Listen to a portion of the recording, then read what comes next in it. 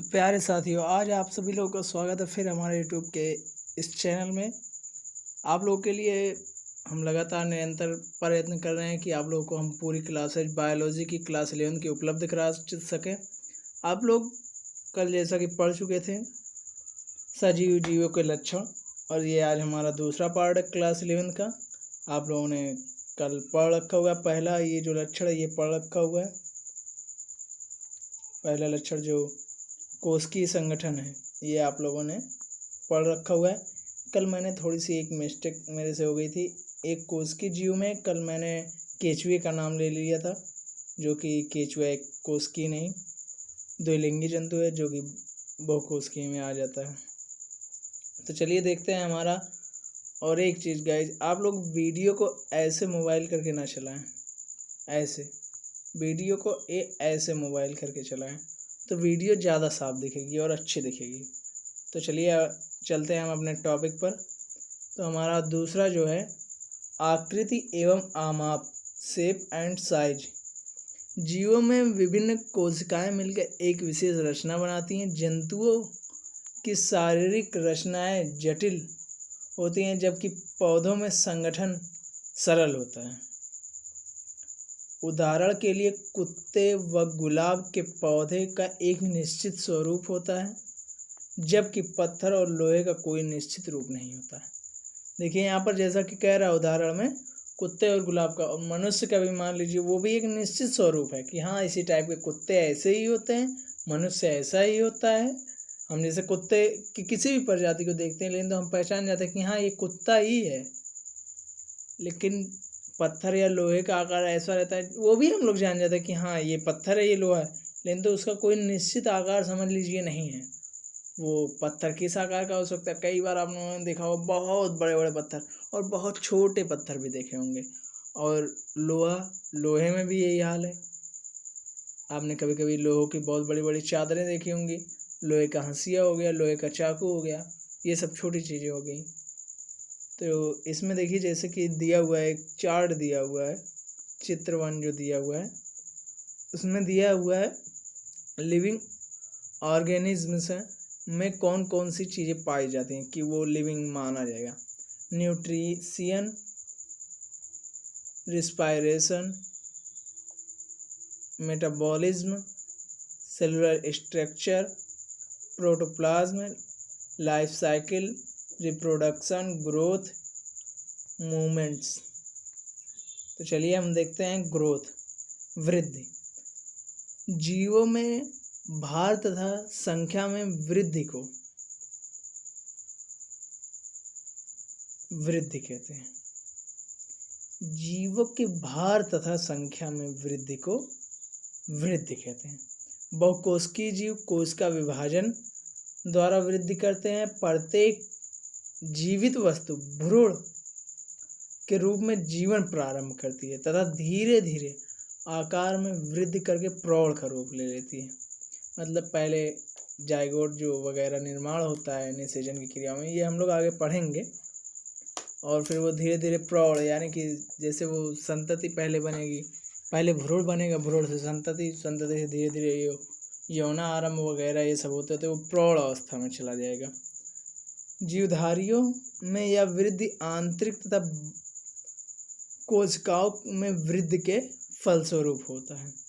पौधों में वृद्धि जीवन पर्यंत विशिष्ट ऊतकों में कोशिका विभाजन द्वारा होती रहती है। जैसे पौधे जो हैं उनमें कुछ ना कुछ वृद्धि पूरे, मतलब कि जब तक वो मृत ना हो जाए तब तक होता रहेगा कुछ ना कुछ वृद्धि।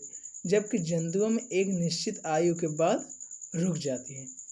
एक कोशिकीय जीव भी कोशिका विभाजन द्वारा अपनी संख्या में वृद्धि करते हैं। इसके विपरीत यदि कोई आजीवित वस्तु आकार में बढ़ती है तो यह वृद्धि बाह्य होती है। मतलब कोई निर्जीव वस्तु अगर आकार में वृद्धि कर रही है तो बाह्य कारक की वजह से ही कर रही है, अर्थात यह वृद्धि उस पदार्थ के बाहर जमा होने के कारण होती है। देखिए जैसा कि यहाँ पर स्पष्ट कर दिया गया है, जैसे फिटकरी का क्रिस्टल जब फिटकरी के संतृप्त घोल में लटका दिया जाता है तो वह फिटकरी के जमा होने के कारण आकार में बढ़ता है। तो जैसे हमने मान लीजिए बाह्य कारक में वृद्धि में, जैसे कोई पत्थर बहुत बड़ा पहाड़ है मान लीजिए, वहाँ पर रेतीली हवाएं चले, मतलब कि रेत में वो रेगिस्तान में है तो रेतीली हवाएं वहाँ पर रेत साथ में वो लेकर चलती हैं हवाएं, कई बार ये ऐसा होता है। तो वहाँ पर रेत धीरे धीरे इकट्ठा होते हुए देखेंगे कि पहाड़ की चौड़ाई या ऊंचाई कुछ ना कुछ उसमें वृद्धि हो जाती है।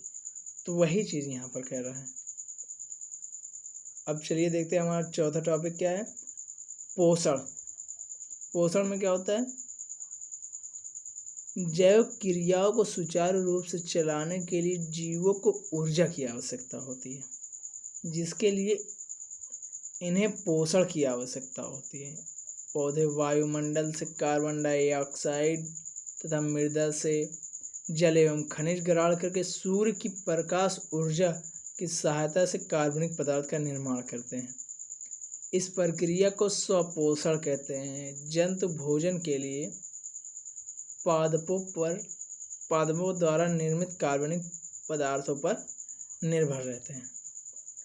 अब देखिए इसमें कह रहा है कि पौधे जो अपना स्वयं भोजन बनाते हैं, जैसा कि हमने पढ़ रखा है पौधे में प्रकाश संश्लेषण की प्रक्रिया होती है, तो ये जो प्रक्रिया होती है ये स्वयं अपना भोजन बना रहे हैं, हम तो इनको कुछ दे नहीं रहे हैं, ये स्वयं कुछ ना कुछ ढूंढ कर बना रहे हैं। अब हम जो हैं जंतु जो हैं वो तो पौधों पर निर्भर होते हैं, अब कुछ जंतु दूसरे जंतुओं पर, लेकिन और वो जिन जंतुओं को खा रहे हैं वो भी अप्रत्यक्ष रूप से हरे साग सब्जियों पौधों पर ही निर्भर है। चलिए देखते हैं हमारा पांचवा टॉपिक क्या है, उपापचय। सभी जीवों को जैव क्रिया करने के लिए ऊर्जा की आवश्यकता होती है। शरीर में होने वाली विभिन्न भौतिक एवं रासायनिक क्रियाओं को उपापचय या मेटाबॉलिज्म कहते हैं। जो हमारे शरीर में भौतिक एवं रासायनिक जितनी भी क्रियाएं होती हैं उसे उपापचय एवं मेटाबॉलिज्म कहते हैं। उपापचय क्रिया दो प्रकार की होती है। अपचय जो एक रचनात्मक क्रिया है जिसमें जीव द्रव्य बनता है, और ये उपचय और ये अपचय कैटाबॉलिज्म जो एक विनाशकारी क्रिया है जिसे खाद्य पदार्थों के ऑक्सीकरण से ऊर्जा उत्पन्न होती है। मतलब ये पाचन करता है पदार्थों का, जैसे हमने जो भी खाया है उसका जो पाचन होता है वो अपचयन क्रिया के द्वारा होता है। विनाश करता है मतलब जैसे भोजन में हम तो डायरेक्ट खाते हैं चावल, अब चावल के अंदर जो भी चीज़ें हैं मान लीजिए वो उनको अलग करके जो ऊर्जा प्रदान करता है वो यही अपचय क्रिया की वजह से ही प्राप्त होता है।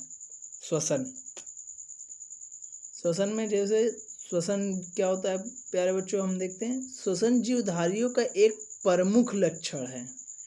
इस क्रिया में भोज्य पदार्थों में संचित ऊर्जा मुक्त होती है तथा ऊर्जा से जैव क्रियाएं संचालित होती हैं। श्वसन के लिए सजीव वायु से ऑक्सीजन ग्रहण करते हैं और कार्बन डाइऑक्साइड बाहर निकालते हैं।